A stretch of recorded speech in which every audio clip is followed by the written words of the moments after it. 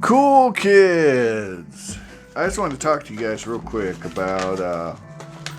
I made a shout out video yesterday, and I did some of that. Okay, I'm doing it again because I got another person I'm shopping for at this coin show. Okay, and that makes three people. Three people I'm buying the coinage for. Three. And four if you count me. Four. So I don't even know if I'm going to buy anything. I mean, my goodness, that's a lot to keep track of, you know. Luckily, one of them only wants a 10-ounce bar. They want me to get the cheapest 10-ounce bar I can get. That's pretty easy to do. That's an easy ask. But I wanted to talk to you guys about some real thoughts and ideas you need to really be thinking about if you're taking wads of cash with you somewhere, okay, to buy precious metals. Now, in the context of this, it's a coin show, so they're going to have armed security there. Yeah, there's always an undercover cop at all these coin shows, okay? Now, that's around here in this area. I can't speak to your area. You'll have to do your own research. So that's number one. Do your homework. Is there armed security there? Okay. Are you taking it to a secure place? Now, I've never had a problem. Most of the stuff I see online that are problems at coin shows are people doing the old, and then, the old sleight of hand thief. The short changing. That's another one. The short change. That's not the vendors. The vendors now, that's not to say always trust the vendors, but the vendors are going to have a reputation to keep, on the up and up. And once you get blacklisted, that's it, guys. You're blacklisted, okay? You're not going to, your good name's all you got in that game, okay? It's a cash-only business, right? So, if you were, say, a drug dealer instead of a coin dealer, and you were shortchanging people, you were, putting kitty litter in their weed. I'm just giving an example. Unless you're the only show in town, you're not going to get, repeat customers.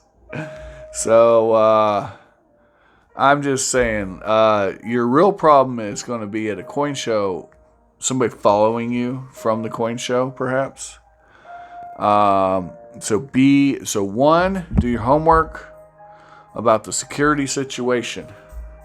Two, be cognizant of your surroundings. If someone is following your butt, go straight to the cop shop. Straight to the cop shop. Yep, just pull in. Pull into the cop shop. See if they pull in too, you already have 911 up and ready. They'll be right out the door. Hopefully they get there before anything goes down. Yep. Have your, if you got any cams or anything on you, have them on, Let them know, that they're following you, once you're at the cop shop. Yeah, public place, if you don't know where you're at, you don't know where the cop shop is, and you don't have GPS, go to a public place. Go to a public place with where cameras are. At least when they come for you, the odds of you recovering your stuff go way up. Yep. McDonald's, a bank. Banks are great. Banks have cameras everywhere, okay? So just be cognizant of your surroundings. Look for anyone who's paying you undue attention, okay? I'm not saying be paranoid, I mean, obviously, but yeah, anybody paying you undue attention, that could be a red flag, okay? Not necessarily. Sometimes folks are friendly, okay? Don't be super paranoid and cringy, guys, but you know when something's wrong. You can feel it, you know what I mean? Trust your gut. There you go, number 3, trust your gut. So you're out and about with a wad of cash and your gut tells you, just go with the gut, okay? Use your brain, but go with your gut. Your gut is going to tell you when something's off, guys. Unless you have bad intuition. If you know you got bad intuition, just go to the cop shop. Yep, go to the cop shop. All right. Anyway, Some other thoughts for you. Now, my question is, now for any of you who've ever done what I'm doing before, how do you keep everybody's stuff separate? You know, I'm thinking about taking a notepad so I can do an inventory sheet, you know, as I buy stuff. Yeah, that's my theory anyway. Yep. All right, well, looks like the Mahshot's home. Let me pause this. All right, so you're back from church. Yeah. You want to have a seat or? Yeah, I'll have a seat. You probably should sit down. You had a busy day already. Now I gotta get some sleep here soon. Yes, I understand. But I'm just telling the cool kids, you know. But I was telling them. So my some of my associates have given me cash monies to spend in their stead at the show. They call it some kind of shopper. What do they call that when you shop for somebody? Personal shopper, I think it is. I'm their personal shopper. Anyway, I've done this more than once. Pretty much every time I go, I'm always getting something, right? So they don't want to take their time. Well, they're working. Right. And the other one is going to be out of town. They have a family engagement. Sister's birthday. Otherwise, we've been planning for months for them to go. But,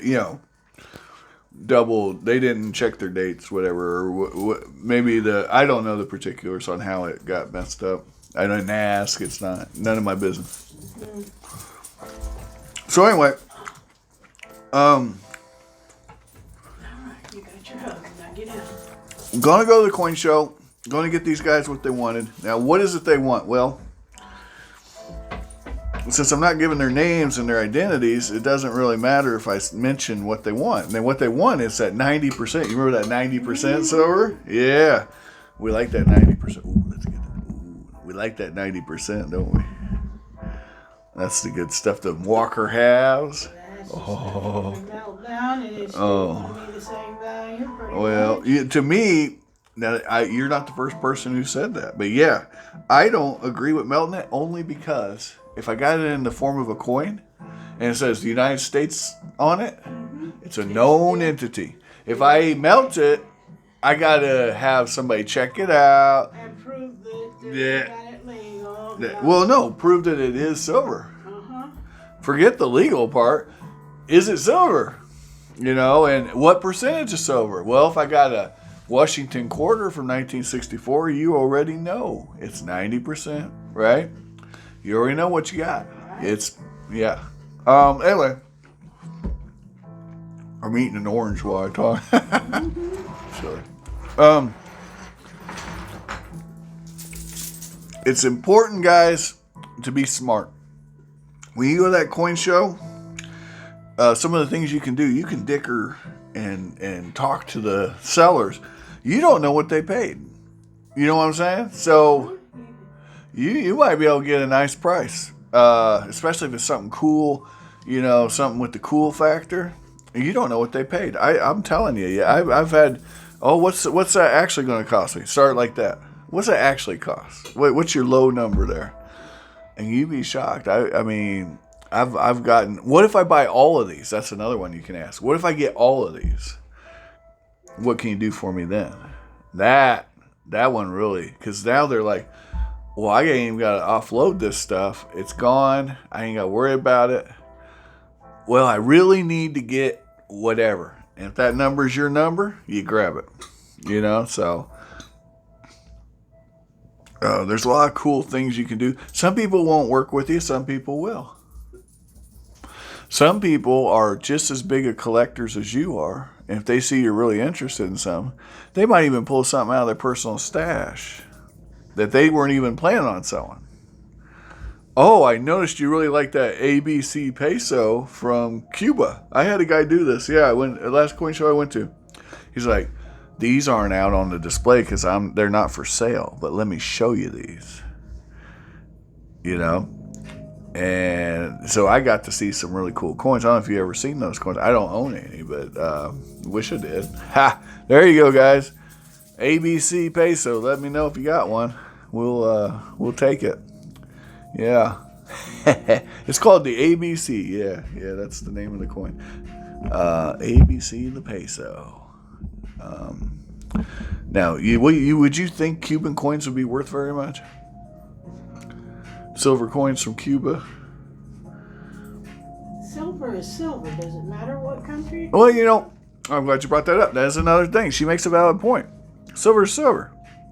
The only thing is, I want to mention is, so there's two types of values for a coin.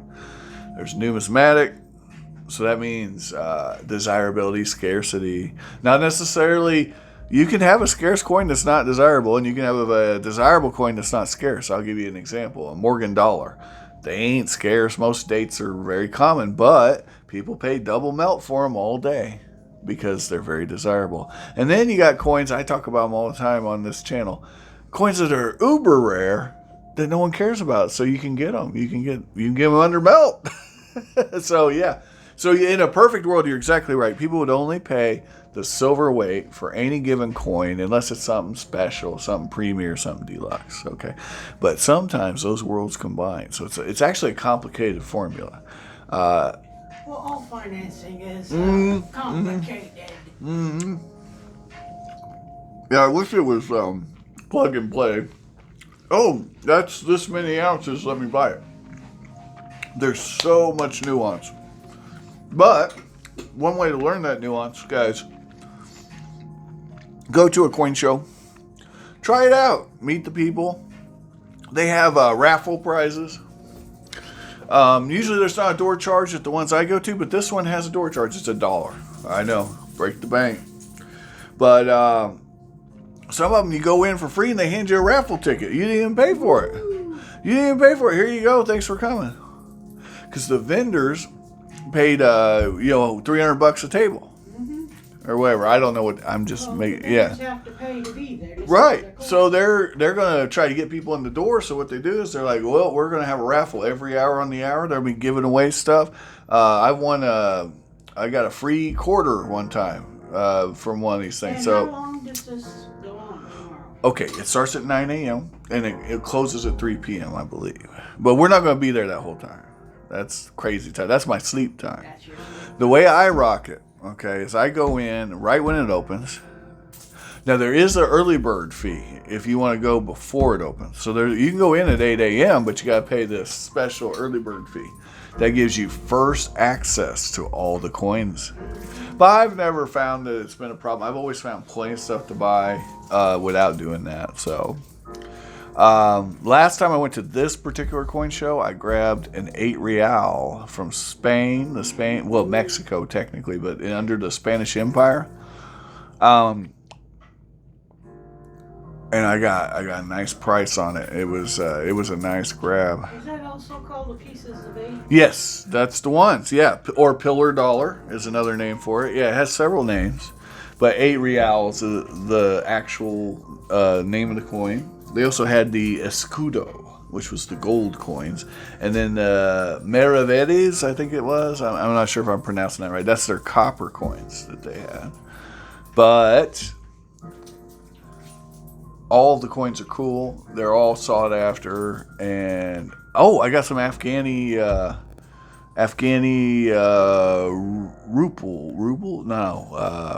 rupees. That's it. Rupees. That's the word. Yeah, rupees from that. Yeah, Afghan Rubles are from Russia. Rubles from Russia. Rupees from. These were from Afghanistan, I believe, under the Mughal Empire, something like that. But they were Afghani. They were minted in Afghanistan, so that was cool. And what else? I got something from Sao Tome and Principe while I was there. A big old honking year 2000. It had a digital counter on it. Yeah, but it was silver. It was a coin and a clock. Oh wow! Yeah, it was really really odd piece. Really cool piece. So I grabbed that. And and I got some Franklin halves. Yeah, if I remember. And it's kind of funny. It's been a year ago, and I still remember what I got. Yeah.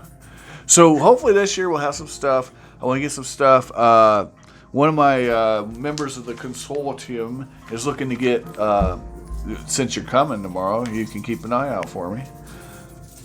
she wants coins with animals on them or rounds with animals on them, but not ugly animals. It's got to be cute animals. Well, how do you know the difference between? Well, we'll look. I'll make a judgment call. She trusts my judgment. So, but she doesn't want things like scorpions, tarantulas. She wants a Quaddy or a little cute Australian. Oh yeah, cats is her favorite. Cat. Oh, she can get a cat. That's it. Polar bear. She was very interested, very keen on the polar bear. I said if I see I believe they're Canada has a 1.5 ounce or 1.25 ounce polar bear coin. And you know. They have lion coins. Yeah. There's a Burundi lion. There's a lot of lions. Too. Oh yeah. Matter of fact, I was just looking at one from Myanmar or somewhere around there. I don't want to lie to you. It was somewhere in it was somewhere in that part of Asia. They have a tiger coin that wasn't too bad. I was kind of mad when I saw it because whatever country it was, I'd paid a lot more for a really old coin from there, so I could have that because I'm trying to do a complete collection. And if I'd have known that bullion coin existed, I'd have just grabbed it for a little over amount. But yeah, I wish I could remember what country it was. Bangladesh. It might have been Bangladesh. Now that I'm thinking about it, which really makes me mad because the coin I got from Bangladesh was expensive. But it may not have been Bangladesh. Now I really want to look it up. Anyway, I just happened to run across it. So, but it did make me mad because whatever country it was, I knew I'd paid a heck of a lot more for an really older coin. It wasn't as interesting. Right, because the tiger was cool looking. And, and then you got like Singapore. They got that, it's a lionfish, but it's not like the lionfish fish. It's like a lion it's like a mermaid lion thing going on. That's cool. So anyway, that's what we're on the lookout for. And it doesn't have to be a coin. It could be a round. So it could be either a sovereign coin or a round, as long as it's 1 ounce or smaller. She wants 1 ounce or smaller. And she actually told me she preferred fractional. So smaller than an ounce if we could get it. Because she's more of a SHTF stacker. Do you know what that is? Okay. So that stands for duty hits the fan. And that's when, you're stacking because you think barter is coming back. You think there's going to be barter, and you want to have something that's going to have value because the dollar in this theory isn't going to have any value because it's not backed by anything. It's just a piece of paper, well, linen technically, but yeah. So that's her theory, and I don't argue with it. I don't care why you stack or buy, not collect. Like the old German dollars where they weaved a gold thread through the dollar. Oh, okay, there you go. See, I didn't even know about that. Look at that. We'll have to look that up, guys. Look that up for me. Chester had a $1 million one that he stole from the bank when he went through on the tanks in World War II. Oh, okay. Yeah, there was a lot of treasure seeking back in World War II, wasn't there? Little treasures, yeah. Did he have he had some flags and stuff too, didn't he? Or yeah. He had lots of stuff. Now, I didn't tell you this. I knew a guy at work. He collected those Nazi flags, not just Nazi flags, anything to do with World War II. It wasn't just Nazi. So I want to paint him as some kind of neo-Nazi. He wasn't that. He had British, any military flag. And Polish and, all of them. Probably Russian and. If you had it, he told me what those things go for. You get the right flag, and you got a couple of G's. Yourself a house. Well, no, but maybe I don't know. But the numbers he was quoting to me were like $2,000, $3,000 for the right flag. So but man, who knows? I don't know what the premier deluxe rare ones are. But I know he had taken a pistol off a Italian officer, wasn't it? And snuck it back over here. Well, anyway, this video is getting to be 20 minutes. We better cut it off. Guys, be safe out there. Coin shows. Use your head. And, we'll have a forthcoming video once the coin show's over. And we'll just show off all the good crap we buy. What do you think of that? Sounds good. All right. Like, share, subscribe, all that jive. Have a great day. Bye-bye.